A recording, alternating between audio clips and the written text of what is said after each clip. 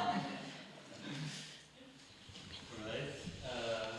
So welcome everybody. I'm happy to see that some people decided not to enjoy the nice weather and come to the lecture. So I hope you saw work of Marina Pinsky. Maybe I hope not, because then it's a surprise. But recently at Europalia, she had an exhibition in the North Station in Brussels, where she was showing maquettes, so models of buildings in the old train museum that was there at Abandoned Space, and they were connected with the real roads that she made with a train on it, and the models were placed like small cities living next to each other, and the trains were connecting them. Then in the back you saw a map, a huge drawing of the network of the railroad system in Brussels. And this network, or this drawing, was also shown in a smaller version at Clearing a couple of months before. And it turned out that this model was made or owned, or both actually, I think, by the main technician of the NMBS, who used it to fix the system if something was wrong, and who was probably also the only person understanding this huge work or plan or map, or maybe both. So if you see this, then you're wondering what's this interest in trains. Is there only an interest in trains? But then, if you would go to New York today, actually, at 303 Gallery, there's total different work, which are color flags, I think you call them, or another color flags, so the things that you use to determine colors. Some of them made by Marina, placed in the space, and then above them there is a drawing, something that looks like a clock or maybe a scientific calendar. So there are also years, and the colors they come back in the color flags. So then you think, okay, maybe it's not a very strange obsession with our railroad system, but maybe something else going on in the work of Marina. Maybe it's an interest in systems in general, and also the aestheticization and transformation of abstract knowledge. And in doing this, it seems that Marina is interested in these existing forms and systems and placing them in an artistic context. And I think this is interesting, that placing them in an artistic context, they lose a bit of the initial meaning, the rationality that's behind them, and I think what's left is maybe the poetic potential. And also in doing this, it's maybe a transformation that the artist is not helping the scientist by making certain abstract knowledge visible, but it's the scientist, or the artist using the scientist to show the poetic in this ratio. So for me, it stays a bit guessing what's connecting these works, and there are these colors, what's the underlying element, and how can I connect all these things. And I think it's perfectly fine that I'm not really sure yet how to put everything together, since Marina Pinsky is here herself, so maybe she can make connections and maybe she can explain what's going on. So let's just let her do the talking, and I also suggest we give her a very warm welcome.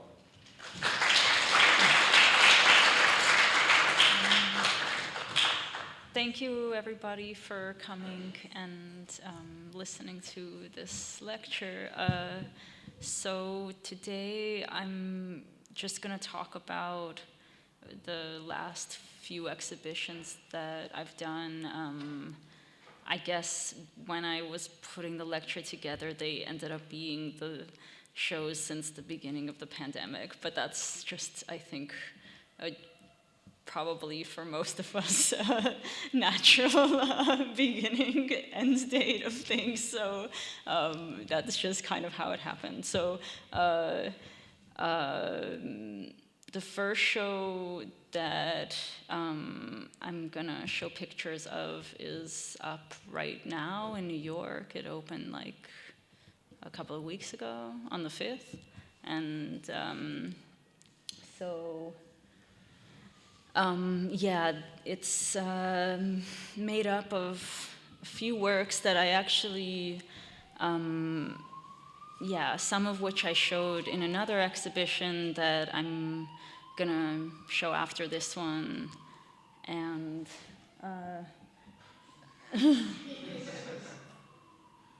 wait. I know what the problem is. 1 second. Sorry, I have to fix something. Okay. Is that better? Okay. Sorry about that. So, yeah, one of the works in the show is this clock calendar, which is based on a very special 13-month calendar with 28 days per month. And this calendar was promoted by various American industrialists at the beginning of the 20th century. And they really wanted to put it in use worldwide and lobbied the US Congress and the League of Nations to institute it for global usage, but it didn't work out. And so there's all of this really incredible sort of calendar-related propaganda that is in this social history archive in Amsterdam. And I found some images within this archive that I started to mine and made this embroidery from it. This is actually a digital embroidery, so I think that digital embroidery is a really good medium for expressing this kind of unnatural division of time. And the color scheme is based on the Forel-Ulis scale, which is used for measuring the health of bodies of water like oceans and lakes and rivers. So it's normally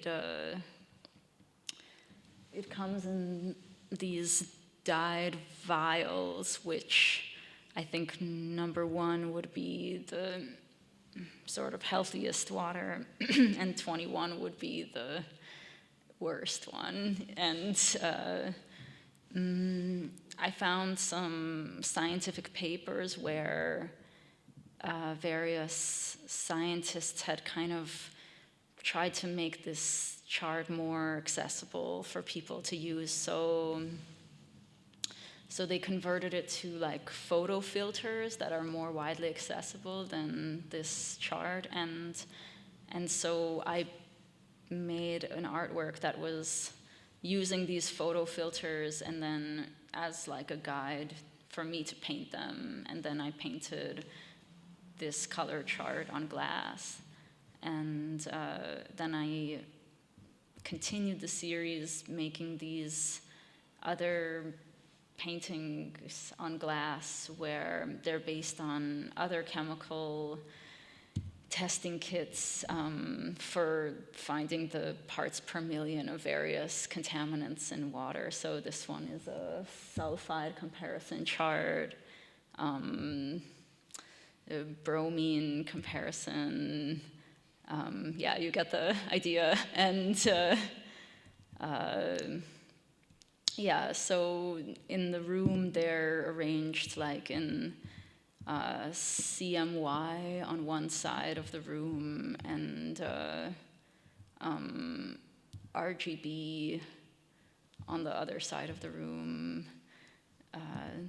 the cyanide fan is a particular favorite. And the shape of it is based on this, these objects, which this one is for measuring the color of salmon fillets. So when salmon is farmed, the local market preference is assessed, and then the fish are fed a kind of food additive that makes their flesh the preferable color for the local market. And this is an oil painting based on that chart. This is based on a work that I did about like a few years ago in 2016 that was based on egg color chart. And yeah, that works on the same idea that these additives are fed to chickens who produce egg yolks that are the color that is most preferred in a given region in the world. I mean, these color charts, they've been used since like the 1950s and are pretty common all over the world. So sorry to, if you didn't know about this already. The interesting thing that happened though when I showed this work was that I brought it to Art Basel, and that was where it was first exhibited. And then it was stolen on the last day of the art fair. So I also produced this poster to try to retrieve my artwork. So if anybody has seen it, afterwards, unfortunately, somebody had already bought the artwork, so I had to make a second one, and I produced it with an extra color. So that was kind of the updated version of the yoke fan, because I had received the second one from the company that makes them, that sort of expanded one with a 16th color on it. And yeah, so as I said, the works that I showed, like the color, the glass color chart, painted objects, they were shown last summer in Copenhagen in a show at a space called Simeon, which is a pretty interesting space because it's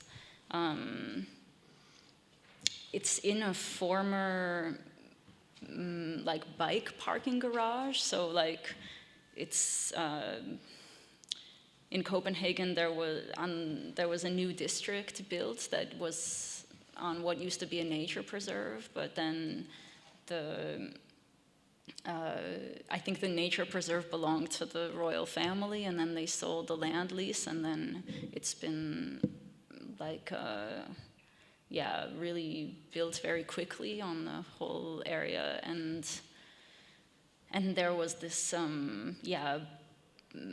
bike parking garage, but nobody in Denmark really uses bike parking garages, so it basically sat empty right after it was built, and then it was taken over by musicians and then artists, and now it's this really cool artist-run exhibition space. And so they invited me to do a show, and I was really fascinated by the location of the place, that it was also like sort of underwater, like there's this sort of corporate lake above the bike parking garage, and it has these little kind of portholes, like the ceiling is kind of these pyramid shapes, and then the tops of the pyramids are these portholes that stick out from this lake that's all above it. So yeah, the entire thing is not only underground, but also like underwater, and this underwater theme was actually what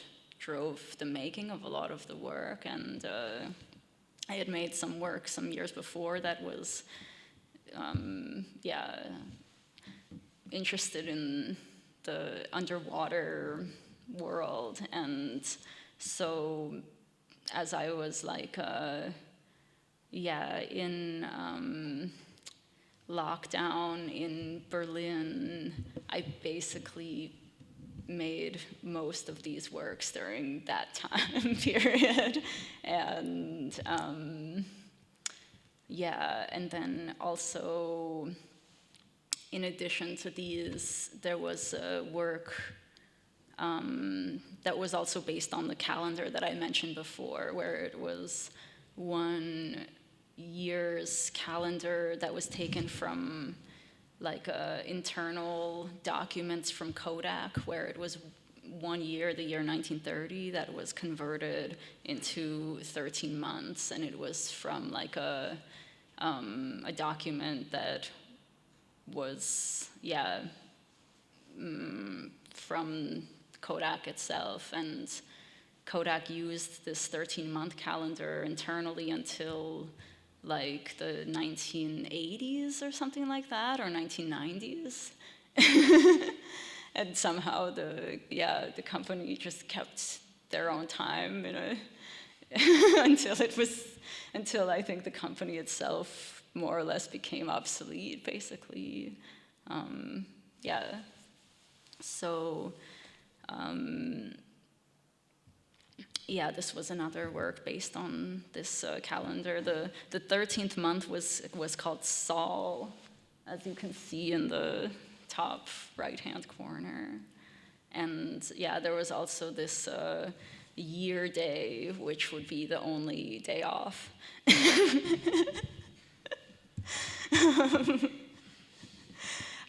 So also, one of the main parts of the show, the first thing that we talked about when I was invited to exhibit, was to show this special boat that I had made quite a while ago, that I really always love exhibiting. And we made a special pool for it in the exhibition room. And the boat is based on a duck hunting boat from a museum in Maryland on the Chesapeake Bay. And the museum is called the Havre de Grace Decoy Museum, and it's like a museum of duck decoys, because in this region, duck decoy carving and painting is a very special folk art form. And there's so there's like the actual boat, and then there's like a scale model of that boat, and then this is like a simplified model of that scale model. And inside of the boat is a cell phone signal jammer, so it kind of creates this zone of silence around the sculpture. And theoretically, it's supposed to make all the cell phones stop working in a certain vicinity of the boat. And it's hooked up to a car battery. This is the first time that I ever showed the boat, but there it had a smaller jammer and like a kind of cell phone, like extra battery that's kind of hidden inside of the boat. So every time that it's been shown, it's kind of has its own different environment. So the first time that I showed it was at the Hammer Museum, and that museum has a lot of like plate glass, so it was in this huge aquarium, and it was sort of meant to, that the vessel that it was in would sort of disappear into the general architecture of the museum, and the boat would stick out. And then this is at White Flag Projects in St. Louis, and there also the aquarium. The aquarium was kind of pretty useful for quite a while. this was in Kunsthalle Basel, and I also showed these underwater photos in the same room that are also in the Copenhagen show, so I'll get back to those in a little bit. This was quite a special exhibition that they were in that was at the like Tempelhof former airport in Berlin, inside of one of the kind of security guard booths. So we built a little pool for it that time where it would kind of take up the whole booth, actually. So you could see it from the outside, but the entire place was like full of water. Yes, so that was pretty fun. And then this time, yeah, we, as the floor had drains in it already, then it was pretty okay to make a pool there and kind of have it blend into the kind of concrete floor. And yeah, so then also there were these underwater photos which I made in the Rhine River in Basel, and with a snorkel and an underwater camera. And so I don't know if you guys know, I mean, the Rhine River, everybody swims in it there, but it's like a massively industrial river, and there's been some, cleanup efforts the last couple of years, but before that it was like a dumping ground for all of the pharmaceutical companies in Germany and Switzerland. And the year that I was born, there was a chemical disaster that dyed the river bright red. So the show in Switzerland was called Dyed Channel, kind of based on that event. So when I made these pictures, yeah, it was like just to show what the kind of edges of the river look like, and then there was on the glass in front of the photographs were kind of images taken from the Natural History Museum of the sort of fishes that are in the sort of Swiss fish section of fish that are sort of supposed to be living in the Swiss waterways, like ideally. And you can kind of see that it makes this sort of 3D effect. Like, sometimes there's only like little fins and things popping up, like more like reflections, and not like so obviously that they're whole fishes, but sometimes it's like really visible. And sometimes there's actual fishes in the water. So this is kind of like to show from the side how the printing works with the photo behind it. And then there was also these topographical sculptures that I also made for it. So these are based on some early topographical map legends that will relate to the next show that I will show. So this is like a very early topographical map, and this is the image here on the left side is one of the earliest kind of aerial photos that's, here, actually, I brought these to pass around, so maybe we can take a tiny, would you mind just sorry, we forgot about that.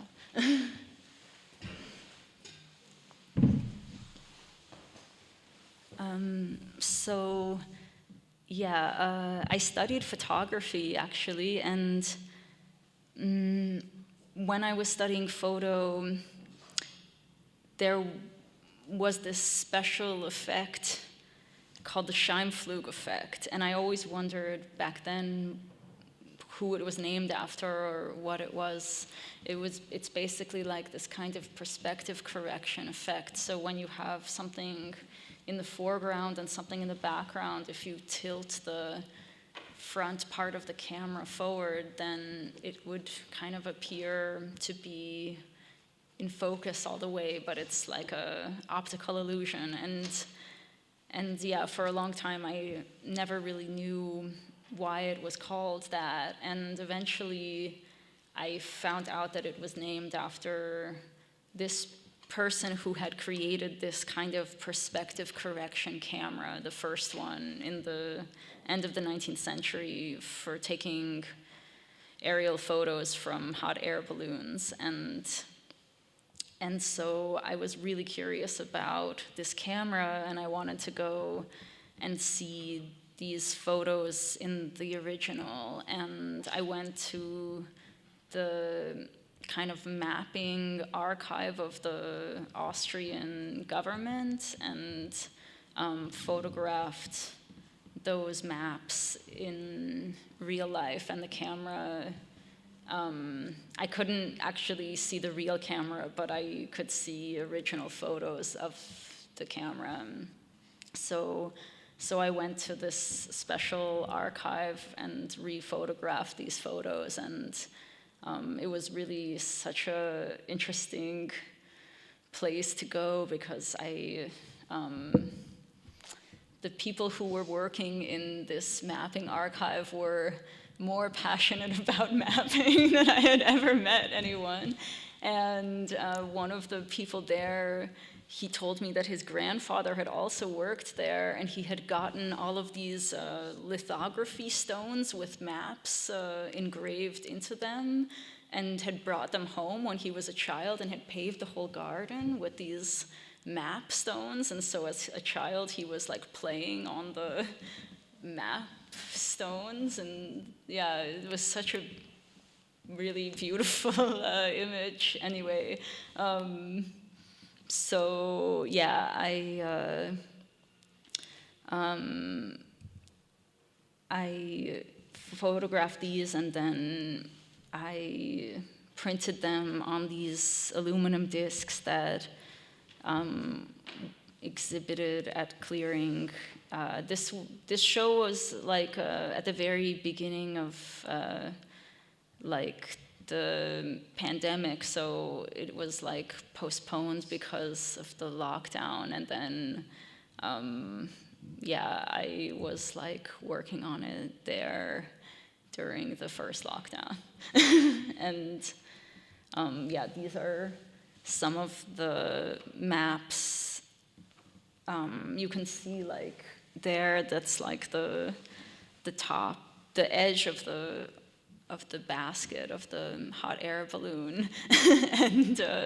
And then on the other side of the discs are printed kind of various cosmological charts. So this one here is called the Nebra Sky disc. It's like a Bronze Age star map from Germany. And this one is from Korea. It's like much later, I don't know, from what would be the Middle Ages here, but in Korea it's the Joseon dynasty. This is a more modern kind of camera of the first one that you saw. And yeah, so basically the idea was that the discs were printed like recto verso, but then the direction that you would be looking is like up and down when you look at them. So the maps are pointing up, and yeah, you understand what I mean, yeah. So this one, the last one here, is a map of the, how do I explain it? It's a chart that is kind of decoding a calendar function of this Bronze Age object, which is called the Berlin Golden Hat, and I'm gonna get to that one in a second, but these are also some, wait, maybe I'll just go to that first and then we'll go back to those. So yeah, these are the golden hats, and the one on the right side is the Berlin Golden Hat, which is in the Neues Museum in Berlin, and it's like the museum where the Nefertiti head is also, and it's like the main kind of ancient art museum in Berlin, and it has its own really amazing room, and it's like I went to visit the Golden Hat many, many times and was totally enamored by this mysterious object. And it has all of these kind of tiny ornaments all over it. And the former director of this part of the museum decoded the system of the ornaments and found that it was possibly a solar and lunar calendar, and he described the function of that calendar with a bunch of diagrams, which then I decided to transpose onto objects. So it's basically these reproductions of the form of the golden hat with the kind of calendar painted onto it. So theoretically, you would be able to make your own golden hat if you had one of these and some gold and some stamps.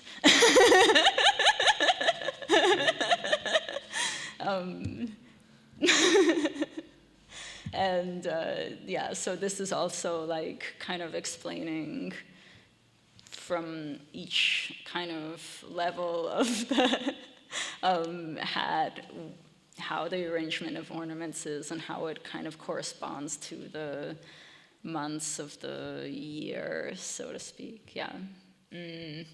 So these were shown also with these scale models that I had made, kind of using Google Maps of the two neighborhoods that I live in. So I live part of the time in Berlin and part of the time in Brussels, and so I kind of was trying to put these two neighborhoods together in some kind of nonsensical way.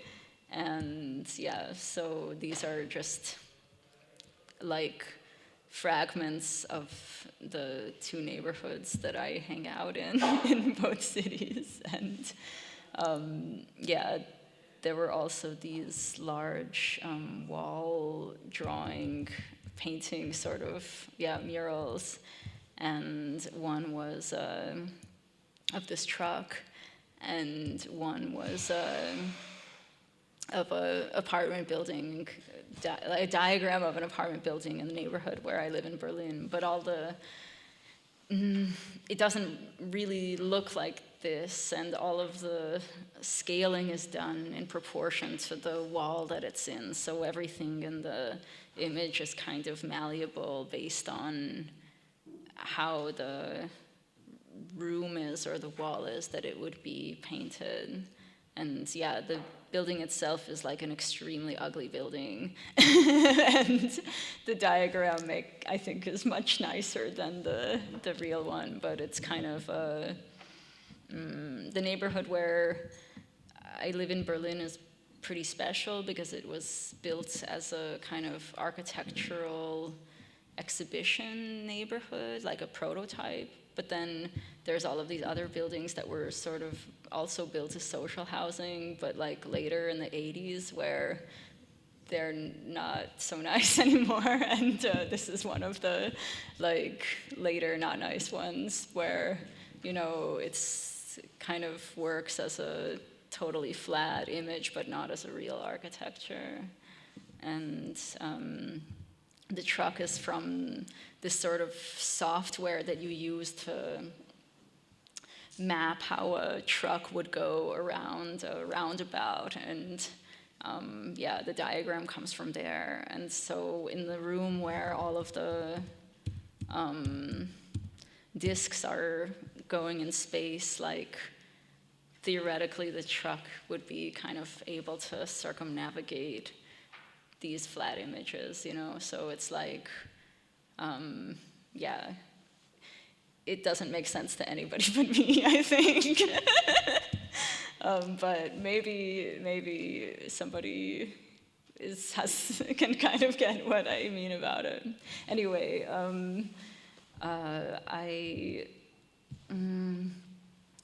this was the next sort of exhibition that I did that was in the former train museum in Brussels North Station. So this was a really special exhibit because I also did a lot of the organizing of it, and there were a lot of people involved in it, not just me. So one of the really special things about this show was that I was able to go to the archives of the train company, NMBS, and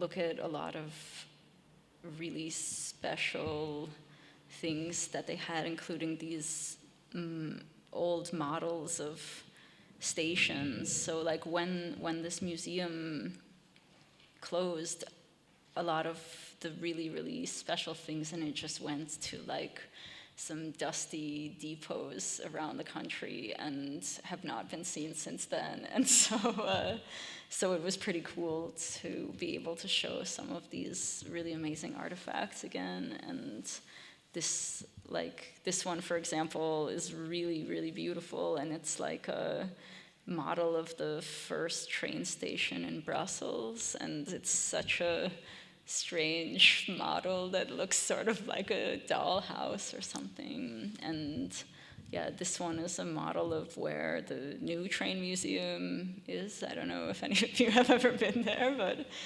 it's in Skarvik, and yeah, it's a very beautiful station, but also a really beautiful model. I mean, the whole model was made, I think, in plaster or something, and it's the model and the pedestal are actually inseparable from each other. So the thing weighs like really tons. It's crazy. And yeah, this model is the first station in Belgium, Mechelen.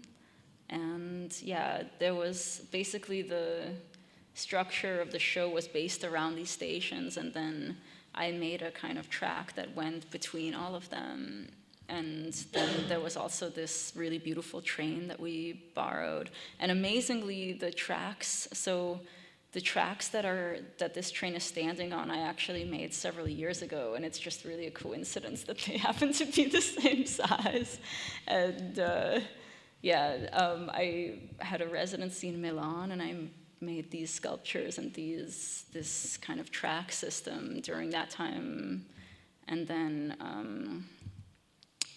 I made all the rails in cardboard and in wax, and then they were cast in bronze, and they have like a stamp of the date on them also. Like so then in Brussels, I basically made the same prototype kind of system all in cardboard and wax, and it's on these kind of special stands so that these trains that are from the train company's collection would be able to connect to each other through this system.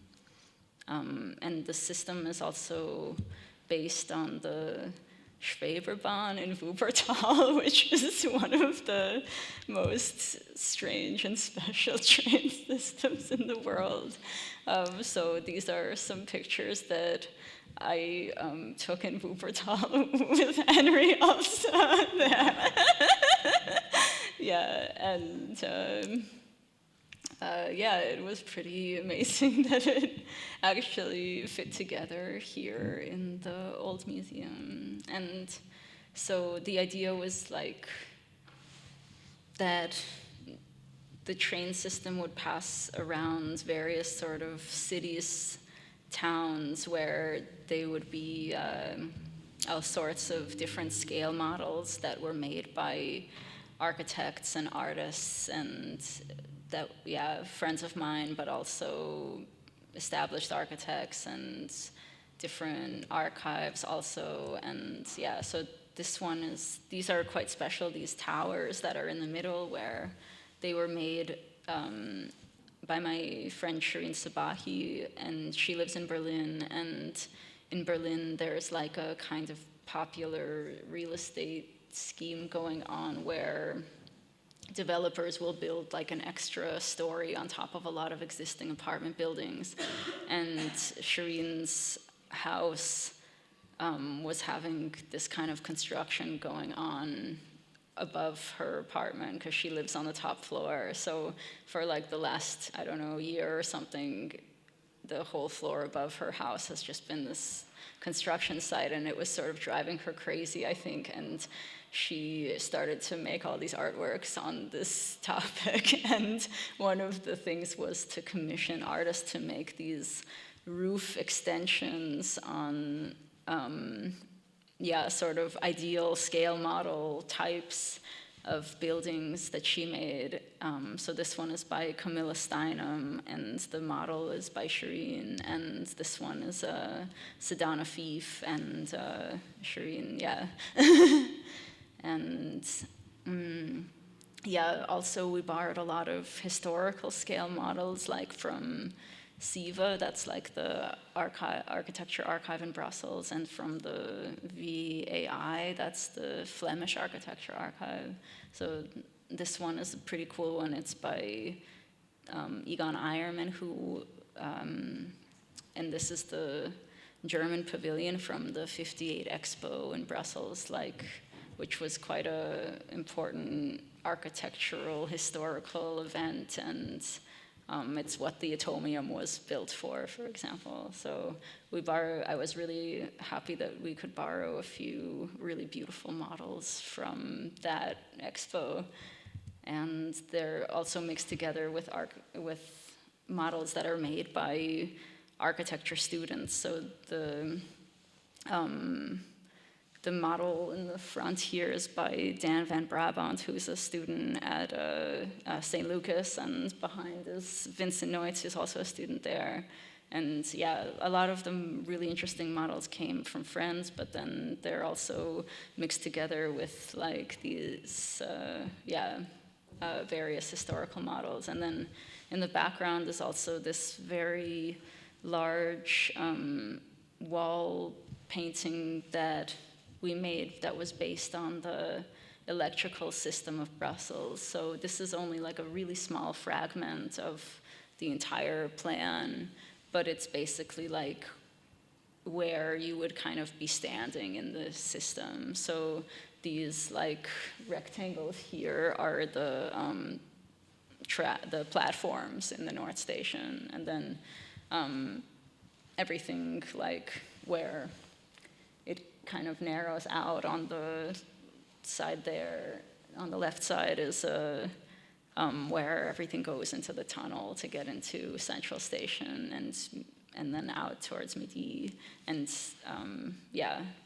and in Brussels it's quite special because this, when I visited the drawing office of the NMBS to learn about this plan, I found out that this two-color system is really special to Brussels only, and no other cities really use that in Belgium. Every city in Belgium has its own system. And I thought it was so beautiful, like this two-color combination, like it's like a ready-made Josef Albers or something. And so we tried just to reproduce it as faithfully as we could on the wall. Actually, it was really funny because when I showed when the show opened, the first people who came were from the drawing office of Infrabel. And they were really excited to look at the mural, and they looked at it for a really, really long time. Like, we were there together for an hour, and then I went to have lunch, and then I came back an hour later, and they were still there. And they had found some like mistakes in it, but they were mistakes that they had made in the drawing, which kind of scared me a bit, what those might be. But anyway, I was really happy that they approved of the reproduction that we made of the plan, because it was extremely difficult to reproduce it. I mean, it took like 4 people, 3 weeks of working full time on this, and yeah, it was a really big project. Yeah, anyway, this is also, yeah, I don't know, mixed in with the show. There were also some really great things that I was able to find in the train company archives, like this like quarter scale signal model that actually worked. So it's was always really fun to play around with this one. And then there were a lot of like kind of, if I can be honest, quite ugly scale models too, but I didn't really make distinctions between them in the space, because it was really just to have as many different kinds of models as possible. So yeah, so I think people can kind of choose which ones they like for themselves, and there's like not really only pretty models in there, yeah. But there are a lot of pretty ones. Like this one is like by Office, Kirsten Gears, David Van Severen. We borrowed quite a few models from them, and they're, yeah, a really interesting architecture firm in Brussels, and they use a lot of really amazing materials, like, and techniques to make their scale models. So like this one has like these marble blocks, and it's like a model for a library in Berlin. I mean, it was, I think, only like a early kind of conceptual model, but I think it's really, really beautiful. And this is another, these 2 are both theirs, and yeah, these ones also. And yeah, I think some of the kind of ones that are just the idea of a building, to me, are some of the most interesting ones. So also there was some works that were from friends of mine. So this one is from Marcus van Platen, and it's like based on a kind of childhood toy that he had, and he did an exhibition at a friend's house who lives near to me and who runs an exhibition space, and he did this exhibition together with his father. So it was really something quite special to have 2 artists, like father and son, exhibiting in one place. And yeah, I don't know, I thought that somehow this made a lot of sense in the train exhibition, but it doesn't, yeah, it's like a completely fantasy architecture. And this model is also in the show, and it's by Anna Zakharov, and it's a kind of a version of the art museum in Stockholm where she's from. And she's a painter, so everything in this model is really elaborately painted, and like even this pillar on the inside is like a kind of false marble, but in tiny scale. It's really amazing. And yeah, this one is modeled by Antoine, what's his last name? Anyway, he's an architect, and he also is an engineer and helped to engineer the support system for the train. And it's a really special model, but also a special project, because it can't actually, it was built for like a French art foundation, which can't actually open because of some bureaucratic problem, but it's kind of wedged between a few buildings, and the idea is that you would be able to just come into it and use it as is, and the model kind of reflects that. You can take the roof off of it, and inside of the model there's all of this kind of 3D printed furniture that you can arrange the same way that you would arrange the furniture in the real space. And yeah, it's a little bit like a dollhouse or something, but really made by architects. And yeah, there was really a lot of models from friends. Yeah, also this one is by Aya Salim, who's also a student at the St. Lucas, and it's incredible. Like under each one of these vaults is like 3D printed on the inside, but at an angle. I mean, it's like really such a masterpiece. And this one is from 1935. It's a Deconic model, and it's like a comma-shaped kind of pavilion. So I don't know, the kind of old and the new together were working so nicely. And yeah, that was yeah, a kind of overview of the train model show. And then I also made another show at the same time that was having a replica of this train that I made in cardboard and wax. So the track system was there, and then it was like sitting above it. So this was kind of opened around the same time as that one, but at Clearing in Brussels. And yeah, there was also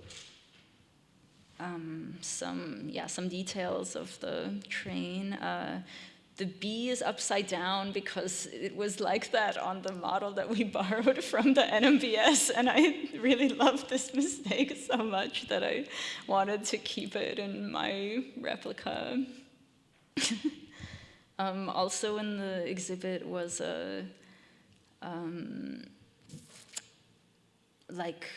photographs of a copy of the personal plan of one of the people who works in the drawing office. So whenever they make any updates to the plan, all of the employees of NMBS who work in of Infrabel, actually, sorry.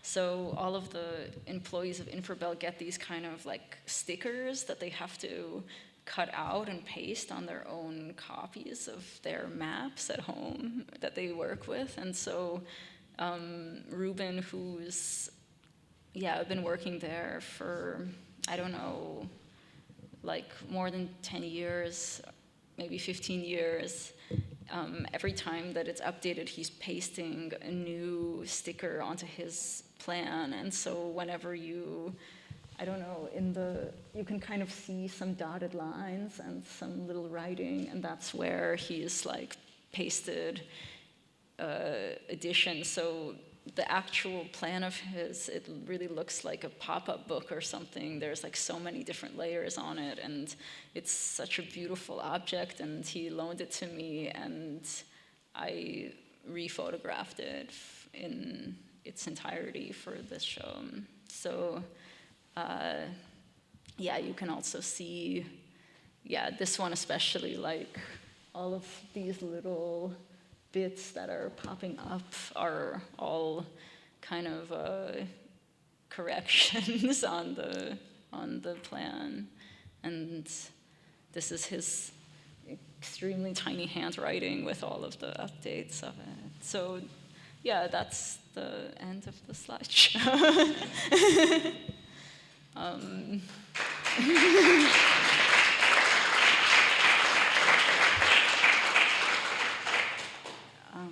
Does anybody have any questions? Yeah. No, sorry. Maybe I will start then. Okay. I was wondering if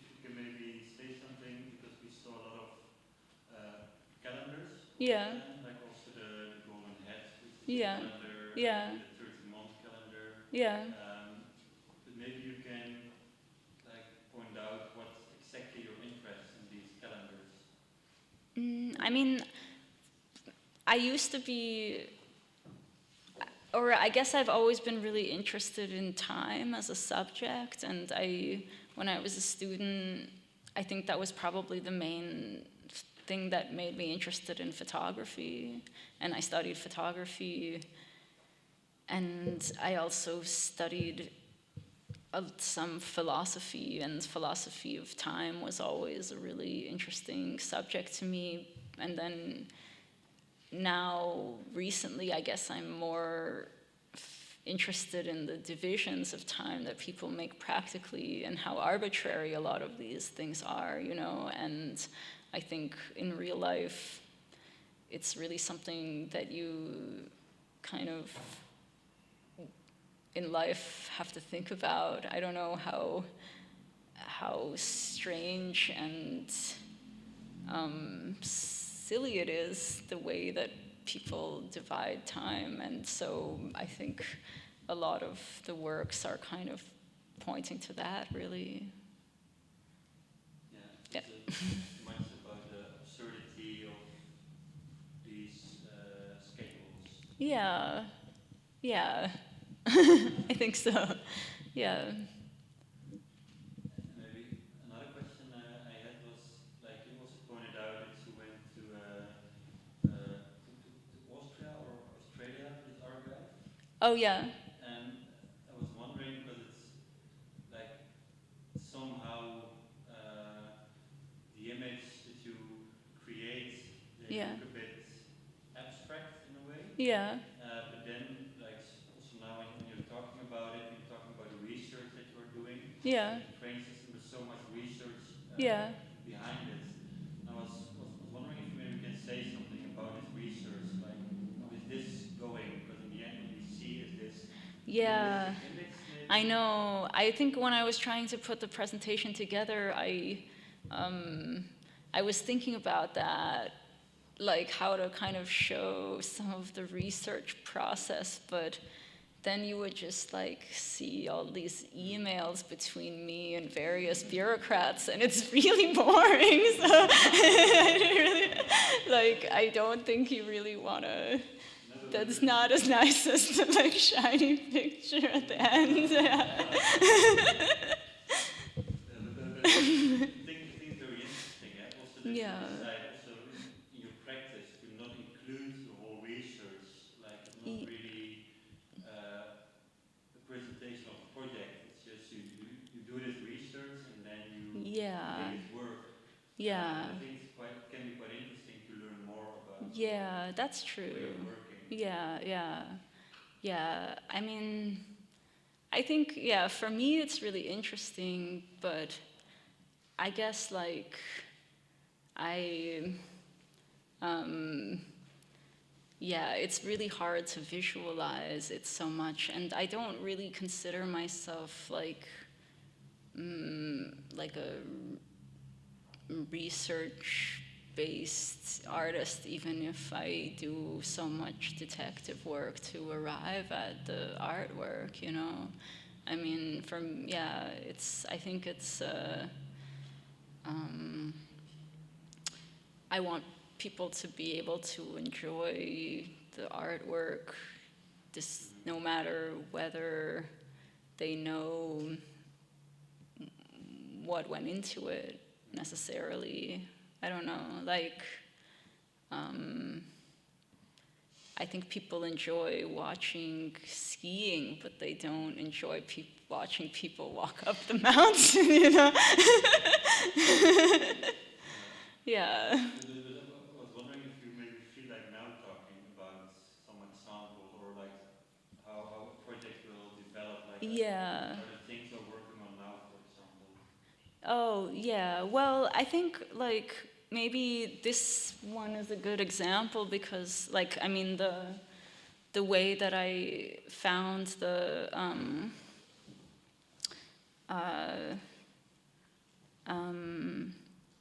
like the plan and how this kind of photo came to be, because yeah, I was looking in the archives of the photo archives of the train company, and I found this one really, really beautiful image of the old kind of room where I don't know, like not the train signal room, but where the electrical plant was, and it was this incredible, like, curved room. I mean, I could try to find the picture. That was the one thing that I was thinking of I should include in the presentation, but then I didn't do it. But maybe I can find it on the computer if I, but I don't want to, never mind, I don't know. Can I unplug the projector and then plug it back in? Yeah. Okay. Not sure if it will work again. Okay, I'll try it. So yeah, so I found this really beautiful image, and then I was like, how do I find this place in real, but it doesn't exist anymore. So I was asking if I could visit one of the, oh no, I don't think I have it anymore. I'm sorry.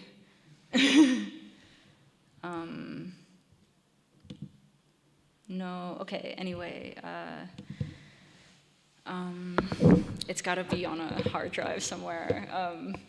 But so I wanted to visit the actual place, and then I went to the signal room in Antwerp and talked to one of the people who works there, and then he put me in touch with his colleague in the drawing office in Brussels, and that was like the kind of roundabout way of finding out how this kind of image is made and what it looks like at all. And this all took quite a while, like a few months, to kind of also be able to access all of these places, because they are not really so, I don't know, interested in having visitors, you know. So yeah, I hope that helps to explain some of it. Yeah. Yeah. So you find then, because we're also talking about the social archive in Amsterdam. Yeah. And I guess you also go there without really knowing where you are looking for. Yeah. I mean, I came upon this calendar, and I knew that they had an archive, a special folder or file just about that. So that was really, yeah, then it was about like sifting through the images and scanning them like from that one file. Maybe we can see if we have any other questions. Yeah? If you don't want to answer, that's fine. Yeah? Just because you said in the beginning that all the works we saw now, from the beginning of the pandemic till now, Yeah. I was wondering, because you so specifically chosen to do that, did your work change from before the pandemic and now, because you're working with time and this changed that inspection of time a bit? So. Yeah, actually, it really did change a lot. Like, especially in really unexpected ways. Like, I think my work became a lot more collaborative, and I really wanted to involve a lot more friends and people. And like, with the train show, like, at first I wanted it to just be like, you know, a normal show of just my work, and then really fast it became like a huge collaboration where I was like involving lots of other people. And I think it's sort of the opposite of what you would expect during the pandemic, but I think, you know, like I had been in lockdown making all these kind of small, like, hermetic works on my own for a while, and I really wanted to like be a lot more social after that, and like not like yeah. And so then I think after that I was so excited to like meet so many new people and visit all these architects and dig around in their storages and stuff like that. And that was really, really, I think also because Shireen, whose work I showed, like we were for a little while sharing a studio, and I think if we hadn't been sharing a studio and sharing ideas all the time, I would have lost it, you know. But having like one really good friend to kind of like, yeah, like hype each other up all the time about what we're doing, it was really like an amazing thing. And yeah, like a big part of the collaborative spirit of the work came first from our own collaborations with each other, like, yeah. And then it kind of grew and grew and grew, yeah. Yeah, or maybe like Colette pointed out, or you said in answer to his question that Yeah. you didn't choose to focus on the research. Yeah. Maybe you did focus on the subtle repetitions Yeah. since the last couple of years, like the train tracks, Yeah, for example. Yeah, that's or true. like the replica of the boat. Yeah. Maybe in a sense it's also like a calendar. Yeah. It's the same every year, but also it's not the same every Yeah, year. yeah, Like yeah. June 25th. Yeah, that's true, It's like yeah. one Sunday, but then again. Yeah, it's yeah, repetition, yeah. variation, something Yeah, like that. yeah, it's true. Yeah. I think also, I used to be so worried about repeating myself before that it kind of ended up happening unconsciously. And now I think if I'm repeating myself, then I'm doing it because I want to also, you know, and because I think that something would have like a kind of different impact if it was shown in a different setting also, yeah. Maybe this calendar is also a maquette of time somehow. Yeah, that's true, yeah. Captures it like a time capsule or something. Yeah. I mean, I don't know. I think that the 13-month calendar is really just so silly, and I don't know. I really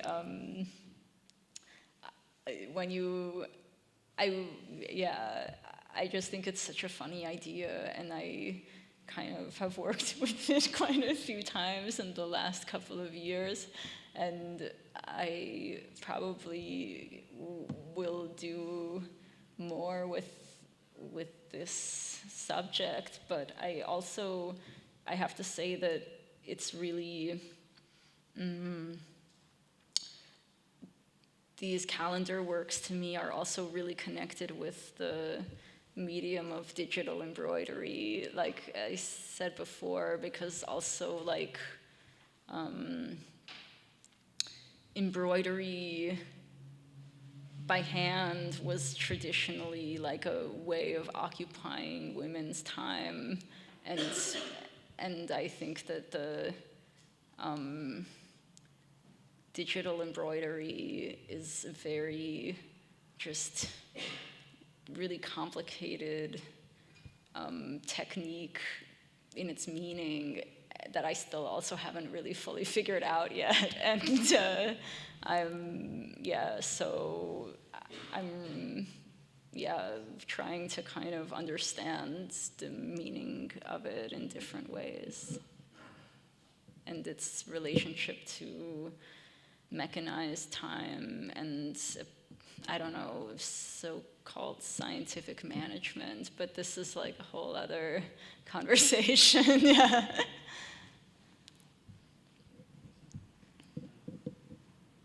Maybe I also have like another question. Yeah. Beginning when we were looking at the calendar, you said it's a print, some kind of Which one? Like the one you showed at Free Gallery, Oh yeah. like the clock. Yeah, it's a digital embroidery. Yeah.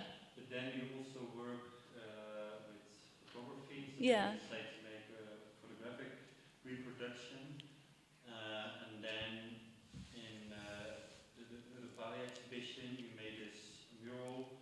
Yeah. Take you 3 weeks with 4 full-time employees. Yeah. Assistants. Yeah. So apparently this materiality of reproduction has some importance, or is quite important. Yeah. Maybe you could say something about this, like how, I think you already answered a little bit when you were talking about this embroideries and this female labor. Yeah. But why do you decide to make a mural or a print or? Well, the mural was,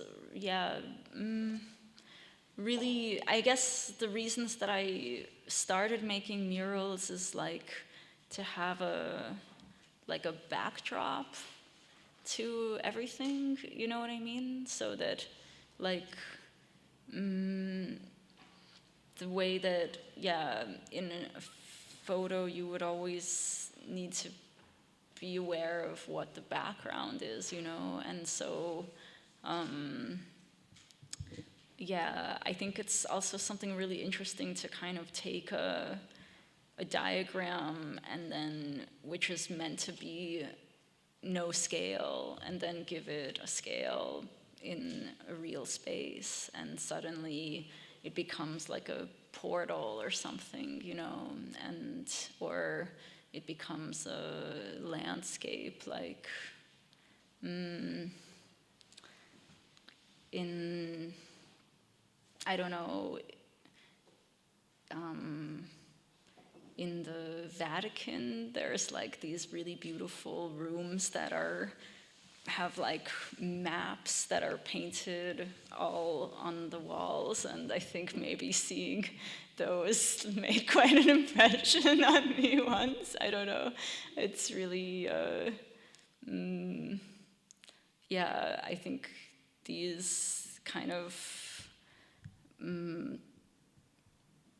maps or diagrams, like they are so, they have such a strong physical presence when you put them in real space. Yeah.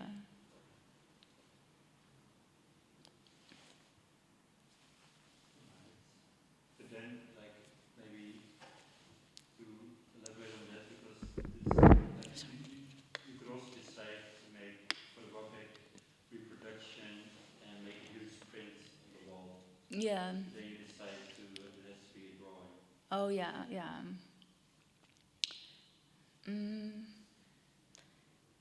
Yeah, I mean, I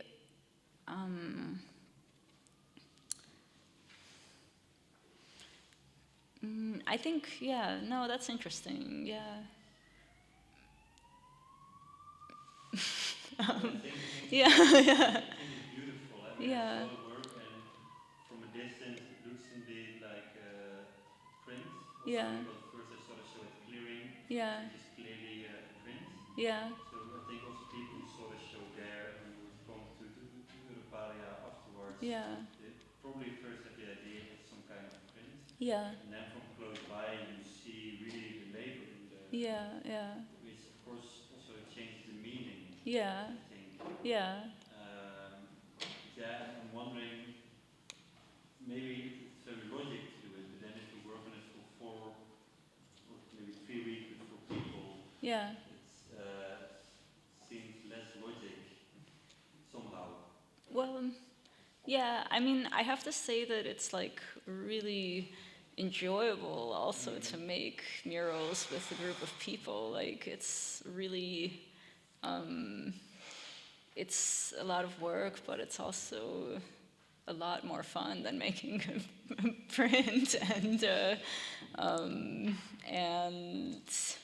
yeah, it's also a lot less waste of material, actually, like that it takes a lot more time, but it's it's a much nicer way of doing it than to make a sticker. I don't know. And yeah. What happened afterwards with it? It's painted again? Or? Yeah. Yeah. Yeah, so I think that's also what's nice about it, is that it's like a mandala or something, you know, that it only exists for a short time and then it's over, yeah. But it's more about the process of making it and the kind of people also kind of coming to it together and making it, yeah.